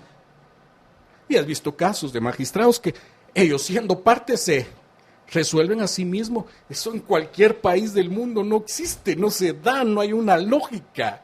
El derecho es derecho, María Dolores. Uh-huh, sí, el derecho es derecho. No es chueco. ¿Sí? No es torcido. Exacto. Quien lo tuercen son estas personas que interpretan. Hay un principio lógico supremo que nadie puede ser juez de sí mismo. Y ellos sí son jueces de sí mismos. Esa es la cuestión. ¿A qué voy con esto? Que después de ellos Dios. Y si va a haber un amparo en contra de la violación a la Constitución y presentan una denuncia al Ministerio Público, el Ministerio Público pide el antejuicio va a la Corte Suprema, luego ellos mismos apelan, ellos mismos se autoamparan y corre y va de nuevo, no hay delito y todo vuelve a su curso normal. Aunque se rasguen las vestiduras los más eminentes constitucionalistas, aunque se pongan silicio y se pongan ceniza y hagan ayuno, oración y caminen hincados, ¿qué pasa? Vuelve y va de nuevo, la CC resuelve y dice no al lugar. Que hay violación a la Constitución, vuelve otra vez el ilícito, vuelve otra vez a ellos, sí, no al lugar. Aunque las interpretaciones anteriores digan lo que digan, hoy hay un triunvirato que es el que domina y son jueces de sí mismos. Y ojo, no puede uno no cumplir una resolución de la Corte de Constitucionalidad. Porque es ahí donde el tema de la opinión.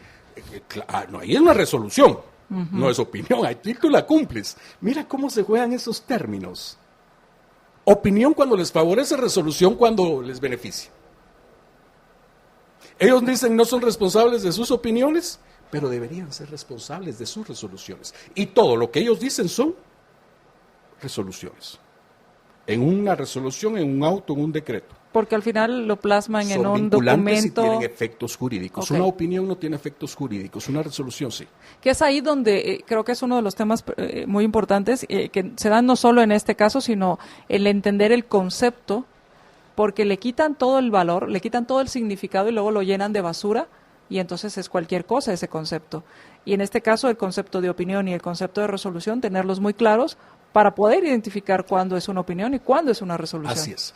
Okay. Ese es y a mí me parece interesante, María Dolores, esto. Y mira, a mí me han llamado muchos colegas y me dicen, mire doctor, ¿qué opina? Mire, doctor, ¿qué piensa? Ujú. Y la verdad es de que hasta que no se quite el candado ese, no va a pasar nada.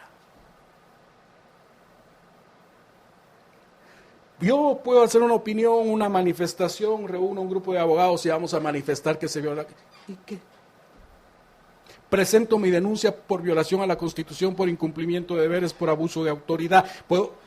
Y al final ellos van a resolverse a sí mismos. Como sucedió con el Congreso cuando les dijeron que no podían conocer una ley y seguir discutiendo una ley. Exactamente, imagínate, eso es lo que nos está entrampando ahorita. Que sí que se violan los plazos constitucionales, que ellos son garantes de la Constitución. Ahorita no va a poder hacer nada porque todo va a volver a ellos y ellos mismos se resuelven. O sea, sonaría, yo no sé si ustedes lo conocen y quienes nos están escuchando y viendo a través de nuestras redes, pareciera como el Chapulín Colorado, en cuanto a si alguna vez lo vieron y solo nos queda decir, oh, ¿y ahora quién podrá defendernos? Ellos mismos se defienden a sí mismos. Pero entonces, lo que dice la Corte en este momento, pues básicamente es lo que se va a hacer. Y lo que se va a hacer. No importa la jurisprudencia que hay a favor, o sea, que hay de respetar plazos y no respetar plazos. ¿Quién te va a decir a ti que no cuando tú tienes el poder absoluto de la interpretación constitucional? Ahora bien, otro de los temas, y con esto voy a ir a corte y regresemos con esto, otro de los temas es la forma en que se está haciendo la elección no era la mejor y por consiguiente se debían cumplir con los requisitos establecidos. Dentro de ellos estaba pues la planilla única que se le estaba pidiendo a los magistrados de las salas de apelaciones que integraran más planillas para poder elegir dentro de esas planillas y utilizar el método de Hunt. Y por otro lado estaba la otra acción de no se hizo evaluación y por consiguiente el Consejo de la Carrera Judicial tenía que hacer evaluaciones de quienes estaban postulando que pertenecen ya al organismo judicial. Y uno de las de este problema es que como no se estaba haciendo estas dos, al menos esto es lo que se ha dicho hasta el momento, no sé si vendrán otras acciones de amparo, no se estaban cumpliendo con la normativa y por consiguiente no se estaba asegurando que llegaran los mejores. Y que si eso no se ha logrado, entonces no importan los plazos. Vamos al corte y regresamos.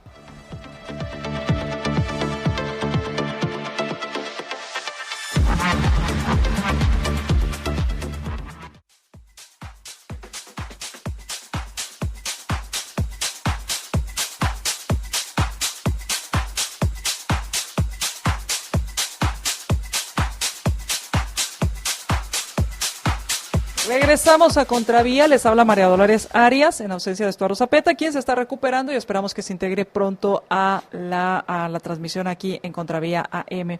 Y estoy en compañía del doctor Lumi Villalta, con quien estamos hablando acerca del tema de la elección de magistrados de la Corte Suprema de Justicia y de jueces de salas de apelaciones. Y la pregunta con la que salimos, y con esto pues ya estamos terminando el programa, es con respecto a que por un lado hay...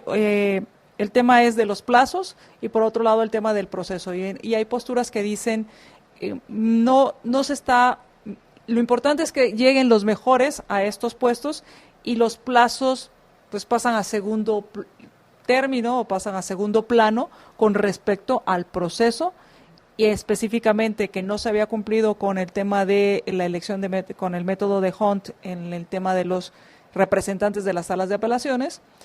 Y que, por otro lado, no existía una evaluación por parte del Consejo de la Carrera Judicial. ¿Qué hay de esto? Mira, María Dolores, aquí hay muchas cuestiones. Yo he escuchado muchos juristas que tú has invitado, aquí han venido excelentes profesionales, excelentes juristas. Y todo esto tiene su raíz, y ojo, aquí vienen los frutos del árbol envenenados. Si las raíces tienen veneno, el fruto, por consiguiente, va a tener un sabor amargo. El proceso de comisiones, la ley de comisiones de postulación ha sido tan perversa, yo me he opuesto, porque hacen de la función del magistrado una función cuasi política, una función cuasi corporativa para todo esto, y la función del juez es tan sagrada, María Dolores, que cuando uno estudia y hace el análisis histórico de la figura del juez, el único que puede juzgar es Dios, y Dios delega eso a sus jueces, y la función del juez era un rito cuasi religioso, y tú te das cuenta, la reminiscencia de la toga negra, de todo esto es una reminiscencia religiosa de la función divina del juez. Y ahora que los magistrados en todo esto, comisiones de postulación, planías y todo esto hace que no sea lo mejor de lo mejor, sino que sea una decisión cuasi política, y la política entró a la academia en vez de que los académicos llegaran a tomar los puestos más importantes en el quehacer. Y vuelvo aquí a lo siguiente. El plazo es el 13 de octubre y ahí debería de cumplirse. ¿Qué nos ha llevado a esto? Nos ha llevado a esto principalmente que el reglamento para calificarlos no estuvo a tiempo. Y eso es clave, María Dolores, porque daba la posibilidad de que el magistrado pudiera seguir una carrera judicial para ser magistrado de Corte Suprema. La Constitución Política de la República establece que podía ser un magistrado de sala inmediatamente ser magistrado de Corte Suprema, porque ha venido realizando una carrera judicial. ¿Qué va a pasar?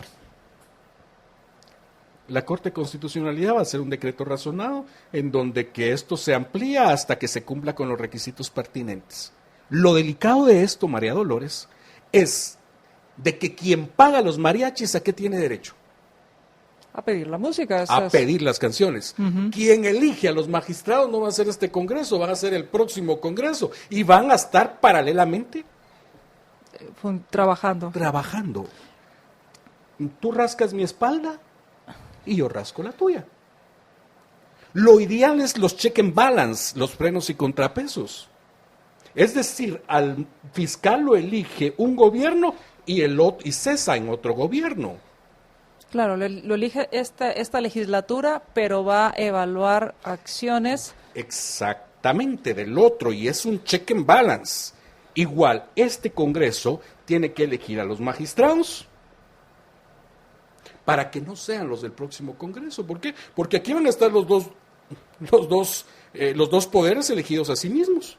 Yo te elijo, yo te ayudo, tú me ayudas. Y bueno, yo sé que este tema da mucho más para evaluar, porque al final todo esto para mí es el resultado de toda esta estructura en cuanto al sistema judicial, y que al final pues íbamos a llegar a esto tarde o temprano, y que se puede llegar a aún más cosas. Porque por otro lado toca un tema muy importante, que es cómo se eligen a estos magistrados, y también valdría la pena hablar cómo permanecen estos magistrados, cómo se puede hacer una carrera dentro del sistema del organismo judicial, y cuál es el incentivo para poder permanecer, cuál es la forma de permanecer y hacer una carrera en el organismo judicial, lo cual a mí me parece válido tratar de hacer una carrera en el organismo judicial. Yo pienso, María Dolores, que una de las características principales, una de las cuestiones es interponer una acción constitucional, fijándole plazo a la Corte Suprema y al Consejo de la Carrera para que emita en un término no mayor de tantos días el reglamento y proceda a... Que el Consejo de la Carrera emitió una normativa de urgencia que no pasó por la Corte Suprema, y que con esta pretende evaluar, y que es como estar en un pantano y ponerse a chapotear. Así lo veo cada vez más. Lo que no se va en lágrimas se va en suspiros. El Consejo tuvo tantos años para hacerlo, y cuando la Corte le dijo que no, inmediatamente tenía que ser diligente para presentar otro. Y al parecer no hubo cambios, y entonces la Corte le dijo: no has hecho los cambios, sigo sin aprobarlo. Exactamente. Entonces aquí viene algo, aquí debería de presentarse una acción constitucional fijándole un plazo prudencial, perentorio, razonable, para que estas instituciones emitan el reglamento y se proceda a hacer las calificaciones pertinentes.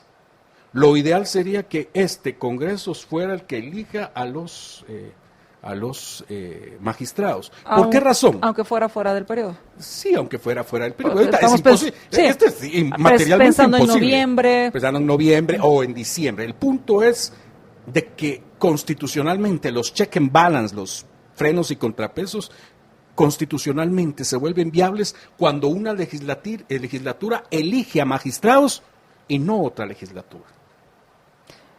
Y bueno, y también, bueno, eso ya es para discusión más adelante y con esto pues terminamos, es pensar en cómo asegurar que el magistrado permanezca en su puesto a menos que haya una causal de remoción una vez elegido. Sí.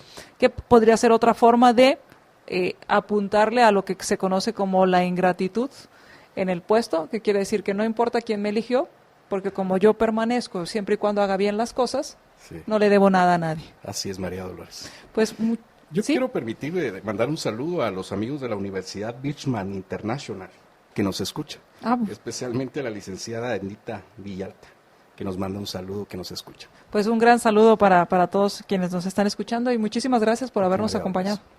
Muchas gracias a todos ustedes, muchas gracias a quienes compartieron nuestra transmisión, muchísimas gracias, nos escuchamos más tarde, los dejamos en compañía de Marta Yolanda Díaz Durán y Jorge Jacobs a mediodía. Por la tarde, Contravía PM, supongo que estará Juan Francisco, pero no se preocupe, si no estará Estuardo. Y a las 7 de la noche, pues regreso en Más Negocios hablando acerca de empresas familiares y vamos a hablar sobre el tema de cuál es el papel o el rol de un gerente general en una empresa familiar. Así que este será el tema que estaremos discutiendo hoy en Más Negocios, hablando de empresas familiares. Que tengan un excelente día. Mi nombre es María Dolores Arias. Me encuentran en las redes como MDA30 en Facebook y en Twitter como @MD30. Y mientras nos volvemos a escuchar y a ver por estos canales, sea feliz sin excusas.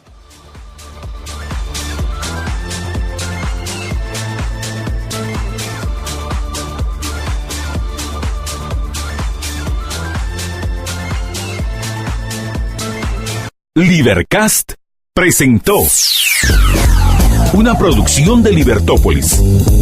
Recuerden que si quieren conocer más de nuestros programas, seguirnos en las diferentes redes sociales, o si quieren ver nuestros programas y conocer a nuestros conductores e invitados, pueden ingresar en www.libertopolis.com. Recuerda suscribirte y dejarnos 5 estrellas para que continuemos trabajando en producir más podcasts de tu interés. Libertópolis, ideas con valor.